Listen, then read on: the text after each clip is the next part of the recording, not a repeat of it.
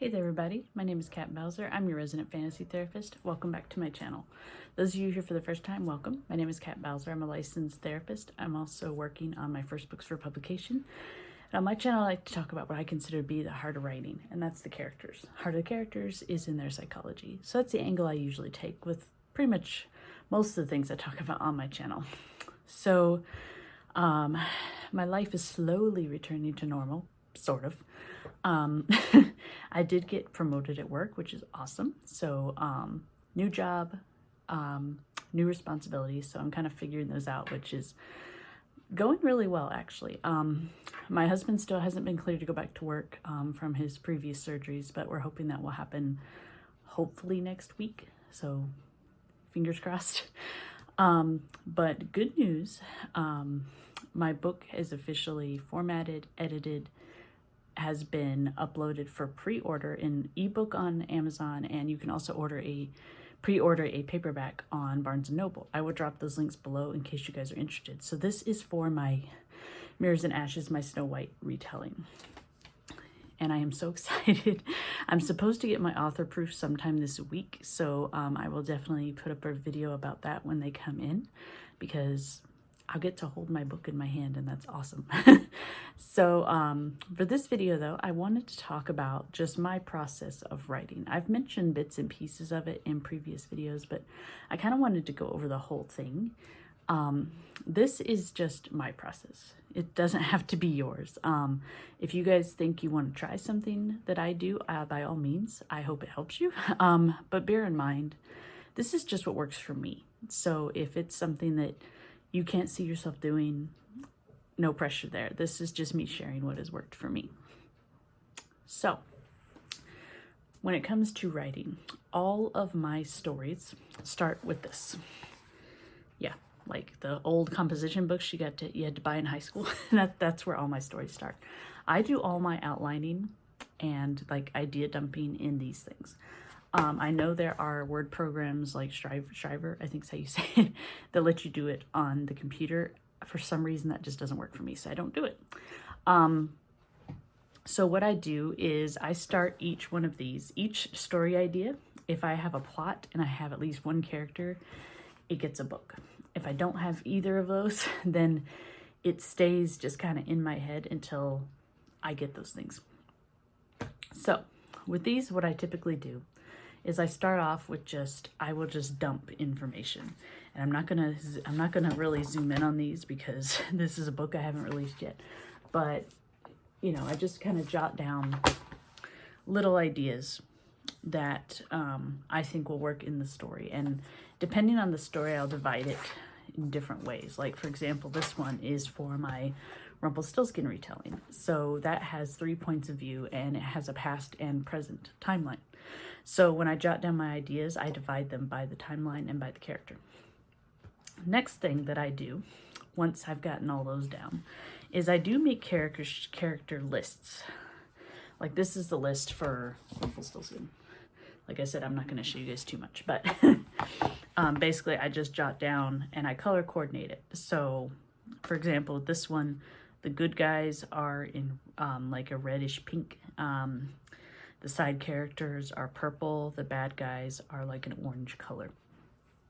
And that just works for me. I mean, not everybody's going to do that, but that's what I like to do. And then the next one is I do basic character sheets, but I don't put as much info in them as a lot of people do. So, like for example, and I can kind of show you guys this one because it doesn't really give away anything. So like this is the character sheet for Emmeline in my Rumpelstiltskin retelling. So if you guys look at the very top, I have her goals, I have her flaws, her strengths, her quirks, and then at the very bottom, I have her appearance. And that's what all my character sheets look like. I don't put in a ton of extra detail unless I think it's necessary. So like for my fantasy series that I'm working on, their character sheets have a lot more information, and that's just because there's a lot more world building and there's a lot more detail in that story. So once I get that done, I take all my basic thought dumping that I've done and I put it in chronological order.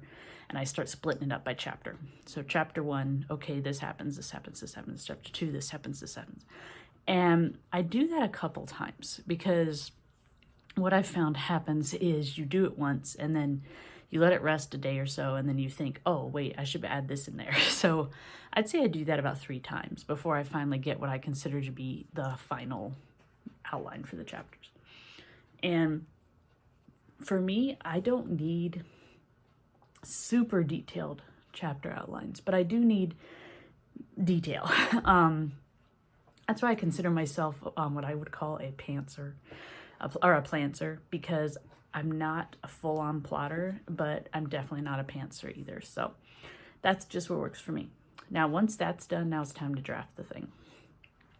Drafting, I try to do 500 words a day. It doesn't always happen. Like, for example, the last 2 weeks, I haven't gotten nearly as much written on stories as I've wanted to, but that is usually my goal, is to hit at least 500 words.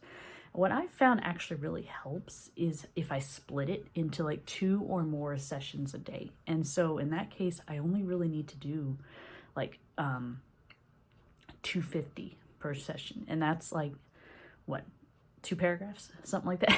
And it makes it much more doable. So I can do it like on my lunch break and things like that. I'm trying to up it to 1,000 words a day. And in that case, I would split it into 4 sessions of similar length for the same reason. So that's how I draft. In drafting, it really does depend on the story. Like, I think Mirrors and Ashes took me about a year to draft the whole thing. And that's when I was really still figuring out my writing process. So I'm thinking, and judging by the progress I've made so far in my next 2 books, it's going a lot faster this time. So if you're doing your first book, don't think that that's necessarily going to be your speed for all your books. It might, but it would surprise me if it was, because your first book is really figuring a lot of things out. So you draft the first book. I mean, there's no way around it. You got to draft the thing first. I edit as I go. Not everybody can. And it took me a bit to realize that I could. But I also put a limit on myself. So what I do, I write a chapter, and then I will go back, reread the chapter, do some edits, and then I will write the next chapter, go back, read the last chapter I did and the new chapter, do edits, etc. And I keep doing that, but I only let myself do 3 rounds on each chapter. If I've reread it and edited it 3 times, it's time to move on. And I do that with all my chapters. Once you get to the end of drafting the whole thing, you need to let it rest a little bit. This was so hard for me. I wanted to jump right into it. But one of the nice things about editing as you go is by the time you get done, the beginning is kind of fresh to you again. But you still should take, I say, at least a week. A lot of people tell you at least 2 weeks. I think it really depends on the person. For me, a week was enough. So you're just going to have to kind of figure out what your limit is. And then you go back, and I edit by chapter. That's just easy for me. Some people will say, okay, read through the whole thing, then edit for plot, edit for character, whatever. I edit by chapter, and I break it down by those things. So, okay, what does the plot look like? What does characters look like? That kind of thing. That's how I do it. If you're one of those people that you want to read through the whole thing and edit the whole thing for plot, the whole thing for character, by all means do that. For me, it's easier to just do it by chapter and then hit all 3 on each chapter. The other thing is I do have another round where I go through and I just reread the whole thing. That's when I'm done editing chapter by chapter. And the reason I do that is then you're going to catch the big plot holes, the ones who are like, okay, wait, this doesn't make sense. I also find it's helpful to write this stuff down as you go. Like if you come across something in the chapter and you're like, okay, this is a pretty big plot point, I should probably keep this in mind, I'll jot it down just so you have it available. Once you get through that, the last thing I do before I send it to beta readers, after I've gone through chapter by chapter, when I've gone through the whole, reread the whole thing, edit the whole thing, I do a search for crutch words. Those are things like, for me, they were like that, like, just, a little bit, bit by bit. Those those words that you use a lot. And here's the kicker. A lot of people say just put in the search the search option in your word processor and then just delete them. Please don't do that. Don't do that. Because some of these words you're going to need. You can't get rid of every that. You can't get rid of every just. You're going to need them sometimes. So as tedious as it is, do it word by word. And I'm not going to say it's not tedious, because it is. I think I had over 1,000 that's in my draft. And I literally just put in that, had the word search it, and I went through option by option. First one, second one, third one. I think it took me like 2 days. But what I found was I did need to keep some of them. Not a lot of them, but some of them. If I had just told the computer to delete them all, I'd have a bunch of sentences that don't make any sense. So my advice to you, use the search option, but don't go automatic delete. You got to go through them bit by bit. I'm sorry. Once this is done, I send it to my beta readers. I personally usually I don't do a ton of beta readers. I think my last one, I had 3, but I always go for an odd number. Because if you have 2 beta readers that are disagreeing on a certain point, your third one can usually break the tie and can let you know, okay, I agree with this one, I agree with this one, or they may give you a completely different opinion. But I found that usually doesn't happen. Usually they'll go one way or the other. So for me, that's what works for me, is having an odd number of beta readers, but not having a ton. I find that if I keep the beta readers low, I usually get more feedback, more interaction if I don't have so many to keep track of. But again, that's just me. So you do you, whatever works for you. But that's what worked for me. Once I get my beta reader feedback back, I take a day off, and I like look through it real quick, but then I put it aside and I take 1 to 2 days off, because you need to kind of take the time to absorb what they've told you, because they're going to tell you some good things, and they're also going to tell you some things that you need to fix, and that can be disheartening. So take a day or so to kind of absorb what they're trying to tell you. Then go back and look at it, and then I find you're generally more in the state of mind to tackle it. So once you do that, I just apply the beta reader feedback. And the thing to remember, you don't have to use it all. I did take most of my beta reader feedback. I did not take all of it. And you just make corrections as you need to. Sometimes they're going to be big corrections. Sometimes they're going to be small ones.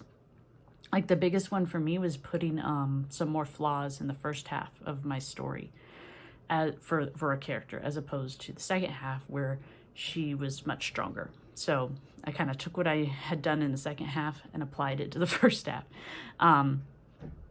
And you may find as you write, you may pick up on little flaws and try to fix it halfway through. And I bet you anything, your beta readers will pick up on it. And they'll be like, hey, you were trying to fix this, weren't you? And that's okay. So once I apply my beta reader feedback, I let it rest. And then I do another round of self-edits, like I said at the beginning. So I'll go through chapter by chapter. And again, I set myself a limit, no more than 3 passes through the story, because otherwise you're going to do this all day. Once I get those 3 passes done, it goes to my editor. Now, what kind of editor do you need? That's kind of up to you. I like to do an editor that does all 3, copy, line, developmental. I just think it's very helpful. And there's a lot of editors out there that will give you a reduced rate if you do all 3 together. I used Carrie Keller. I'm sorry if I said your first name wrong. I apologize. I will also link her in the description below, because I think she was excellent. Very good price and very good work, very fast. She got me my manuscript back in like 3 weeks, I think, and it was almost 100K. So that's pretty good. Once you get the editor feedback back, same thing. Let it rest a little bit, go through, read it, make corrections. And then for me, again, another round of self-edits. Once you've applied the editor feedback, same thing, chapter by chapter, and then the big long read through the whole thing, edit. Last spot for me is proofreading.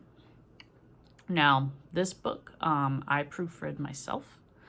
I probably would do a proofreader next time, but for this one, I thought that I was pretty sure I could probably do it myself. So we'll see. Best thing that worked for me though, like for catching little things, is I use a program called Microsoft Read Out Loud, which is basically a program, and it will read your book to you out loud, word for word, and it will also highlight it as it goes. It is a computerized voice, which can get kind of tedious, but it is so helpful. Like just watching it highlight and read it to you, you start to catch things, commas, pauses, typos, missing words, all that kind of stuff. So even if you get a proofreader, which I do recommend, I highly also recommend you do at least one round where you have it read out loud to you, because you will catch so many things. And the Microsoft Read Aloud app is completely free. You don't have to pay anything for it. So that is the last step I had for my book. Once I had that proofread step done, it went to my formatter. My formatter put it in ebook and print form, and there you go. That's how I do my book. A lot more steps than I originally thought there would be for a book, but like I said, that's part of the learning process. And as I said before, you may do more steps than this, you may do less. It's up to you to kind of figure out what works for your book. This is just what worked for me. And as I go on and write more books, this may change. It may become more refined. We'll have to see. But that's what works for me for this book. And I really enjoyed kind of breaking down my whole process for you guys. I hope you found it interesting and helpful. And as always, if you guys have comments or questions, drop them below. My fairy tale retellings of Snow White, Mirrors and Ashes is available for pre-order for ebook and paperback. It comes out April 27th. If you guys do decide to pre-order either ebook or paperback, drop me a message either through YouTube or for any of my social media, which is linked below, so that I can send you pre-order goodies. If you pre-order the book, you're gonna get things like bookmarks, a signed book plate, things like that. So if you pre-order, make sure you send me a screen cap of your pre-order and your mailing address so I can send that to you. And until next time, hope you guys stay safe, have a good one, and hopefully we'll have a video up with my book proofs before too long. Thanks.